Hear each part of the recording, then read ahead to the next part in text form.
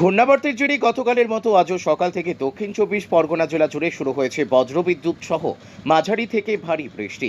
আকাশের মুখ ভার, জেলা জুড়ে বইছে ঝোড়ো হাওয়া। জেলার উপকূলবর্তী এলাকা বিশেষত ডায়মন্ড হারবার, রায়দিঘি, কাকদ্বীপ, সাগর, পাথর প্রতিমা, নামখানা, অন্যদিকে ক্যানিং ও গোসাবায় ঝড় বৃষ্টির দাপট যথেষ্ট বেশি রয়েছে।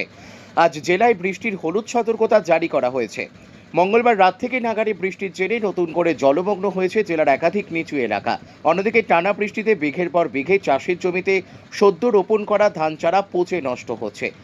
অবিশ্রান্ত বৃষ্টিতে জেলার একাধিক জায়গায় কাঁচা মাটির বাঁধগুলি আলগা হতে শুরু করেছে। সেচ দপ্তর দুর্বল বাঁধের ওপর নজর রাখছে। সাগর, নামখানা, কাকদ্বীপ, পাথর প্রতিমা সহ একাধিক উপকূলবর্তী এলাকায় চলছে বেহাল বাঁধে আপৎকালীন মেরামতের কাজ। আজ দিনভর জেলা জুড়ে জারি থাকবে ঝড় বৃষ্টি। আগামীকাল থেকে জেলায় বৃষ্টির পরিমাণ খানিকটা কমলেও সোমবার পর্যন্ত জেলা জুড়ে বিক্ষিপ্তভাবে বজ্রবিদ্যুৎ সহ বৃষ্টির পূর্বাভাস দিয়েছে আবহাওয়া দপ্তর।